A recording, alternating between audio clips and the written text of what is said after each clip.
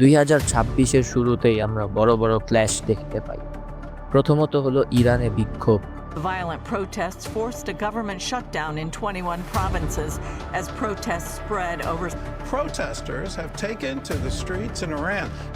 আর দ্বিতীয়ত হলো ভেনিজুয়েলায় ইউএসের আক্রমণ। The United States just attacked Venezuela's capital, hitting military facilities. The United States hit Venezuela with a large-scale strike early Saturday. তবে আজকের ভিডিওটা ইরান কেন্দ্রিক। কেন হঠাৎ ইরানে এত বড় বিক্ষোভের শুরু হয়? এর মূল কারণ কি, আর এর পেছনে কারা আছে? এই ভিডিওতে আমরা ডিটেইলে জানার চেষ্টা করব। তো 28 ডিসেম্বর 2025 থেকে শুরু হওয়া এই বিক্ষোভে মূল কারণ বলা হয় আকাশ ছোঁয়া ইনফ্লেশন, নিত্য প্রয়োজনীয় পণ্যের দাম বেড়ে যাওয়া এবং ইরানি রিয়ালের নজরবিহীন অবমূল্যায়ন। 2025 সালে এক ইউএস ডলারের বিপরীতে রিয়াল প্রায় 1.45 মিলিয়ন টোমানে পৌঁছে যায় এবং ডিসেম্বর মাসে ইনফ্লেশন 42.2%-এ দাঁড়ায়। খাদ্যের দাম বেড়ে যায় প্রায় 72% এবং স্বাস্থ্যসেবার খরচ বেড়ে যায় 50% পর্যন্ত। এর মধ্যে দীর্ঘদিনের পানির সংকট মানুষের অসন্তোষ আরও বাড়িয়ে তোলে। এই আন্দোলন শুরু হয় বাজারিদের থেকে। এখন এই বাজারি কারা? বাজারিরা হলো ইরানের দোকানদারদের এক বড় গ্রুপ, দেশের সবচেয়ে প্রভাবশালী অর্থনৈতিক গোষ্ঠীর মধ্যে একটি। তারা চাইলে সরকারকেও প্রভাবিত করতে পারে। এভাবে খুব দ্রুত এই আন্দোলন বিশ্ববিদ্যালয় ও শিক্ষার্থীদের মধ্যেও ছড়িয়ে পড়ে এবং সারা দেশে বিস্তৃত হয়। বিক্ষোভকারীরা শুধু জীবনযাত্রার ব্যয় নিয়ে ক্ষোভ প্রকাশ করে, বরং সরাসরি ইসলামী প্রজাতন্ত্রের শাসনের অবসান দাবি করে স্বৈরশাসকের মৃত্যু মানে আলী খামেনায়ের মৃত্যু রাজপন্থী স্লোগান দিতে শুরু করে। এই অর্থনৈতিক সমস্যা শুধু অর্থের জন্য না, এতে রাজনীতি আর কৌশলও জড়িয়ে আছে। 2024 সালে ইসরায়েলের সঙ্গে সংঘাত, ইরানের পারমাণবিক স্থাপনায় হামলা, এরপরে জাতিসংঘের নিষেধাজ্ঞা দেশের বাজার পুরোটাকেই অচল করে দেয়। কি অদ্ভুত, তাই না? যেই দেশ প্রায় 2 বছর ধরে গণহত্যা চালাচ্ছে, সেই দেশের ওপর জাতিসংঘ কোনো স্যাংশনস লাগায়নি, বরং আরও বেশি স্যাংশনস লাগাচ্ছে ইরানের ওপর। এই নিষেধাজ্ঞার কারণেই ব্যবসায়ীরা সবচেয়ে বেশি ক্ষতিগ্রস্ত হচ্ছে। দাম ঠিক করতে পারছেন, আমদানিও চালাতে পারছেন। ধীরে ধীরে মানুষ শুধু অর্থের জন্য ক্ষোভ দেখাচ্ছেন, তারা সরকারের কৃতজ্ঞতাবোধ আর ফরেন পলিসির বিরুদ্ধেও মুখ খুলছে।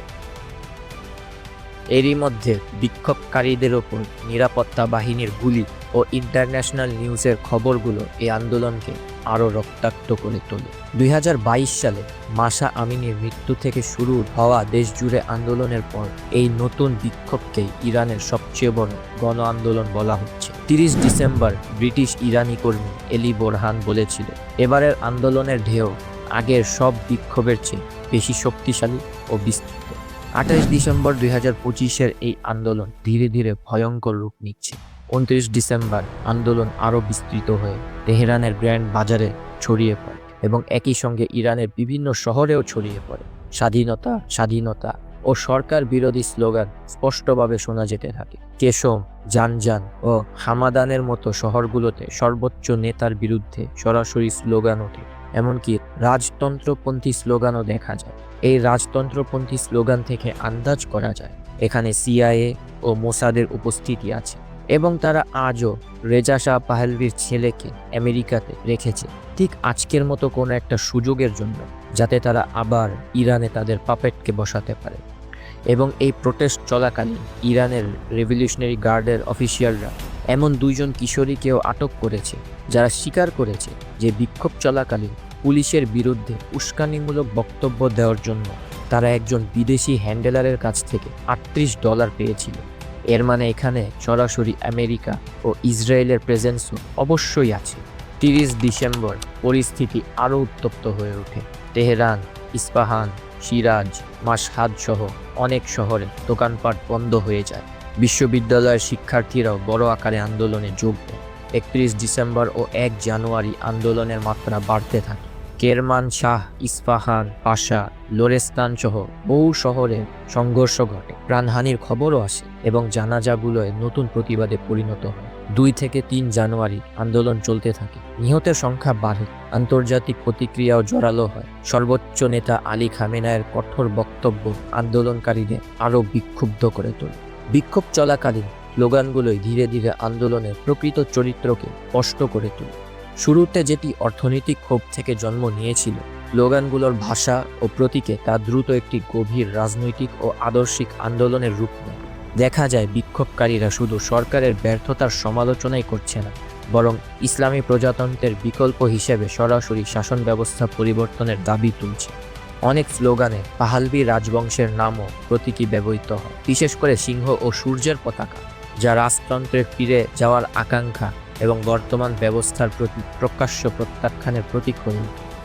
গাজাও না, লেবাননও না, ইরানের জন্য আমার জীবন, এরকম স্লোগান শোনা যাচ্ছে। একই সঙ্গে রেজা শাহ, তোমার আত্মাকে আশীর্বাদ করা হোক, তোমার আত্মা প্রশান্তি পাক। এই স্লোগানগুলো দেখায় যে রাজতন্ত্র পুনরুদ্ধারের ধারণা আর প্রান্তিক নয়, বরং বহু শহরের রাস্তায় প্রকাশ্য উচ্চারিত হচ্ছে। কোথাও কোথাও রেজা রেজা পাহালভি, এটাই আমাদের জাতীয় স্লোগান বলেও ঘোষণা দেওয়া হয়। তো এখন ইরানের ভবিষ্যৎ কি? যদি আপনারা বলেন যে এখানে আমেরিকা, ইসরায়েল ও ইউরোপের হাত নেই, তাহলে আপনারা ভুল, অবশ্যই ভুল। ক্লিয়ারলি আজকে ইরানের এই অবস্থার পেছনে প্রধান কারণ হলো আমেরিকা আর ইসরায়েল। হ্যাঁ, অবশ্যই এখানে ইরানের কারেন্ট রিজিমেরও ব্যর্থতা অস্বীকার করা যায় না, তবে ইসরায়েল প্রথম থেকেই ইরানের রিজিম চেঞ্জ করতে চায় ও ইরানের যে মিসাইল ক্যাপাবিলিটি আছে সেগুলো ধ্বংস করতে চায়। কিন্তু এর আগে 12 দিনের যুদ্ধে তারা বুঝে গেছে যে সরাসরি ইরানের সাথে যুদ্ধে তারা পেরে উঠবে, আর যা ক্ষয়ক্ষতি হবে তা তারা বহনও করতে পারবে না। তাই কিছু এক্সপার্টসদের মতে এটা ইরানকে ধ্বংস করার প্রথম ধাপ, আর এই মতকে প্রমাণ করে দেয় ইউএস প্রেসিডেন্ট ডোনাল্ড ট্রাম্পের মন্তব্য, যেখানে সে হুঁশিয়ারি দেন যে শান্তিপূর্ণ বিক্ষোভকারীদের ওপর যদি গুলি চালানো হয় তাহলে আমেরিকা ইন্টারভিন করার জন্য প্রস্তুত আছে। এখন দেখা যাক সামনে কি হয়, তবে পরিস্থিতি দেখে বোঝা যাচ্ছে যে আমেরিকা ও ইসরায়েল তাদের লক্ষ্য পূরণে খুব কাছে, আর এই পুরো সংকটের সবচেয়ে বড় ভুক্তভোগী হচ্ছে ইরানের সাধারণ মানুষজন। আমরা সবাই ইরানের মানুষদের জন্য দোয়া করব ও আশা করব যেন ইরানে আবারও শান্তি ফিরে আসে।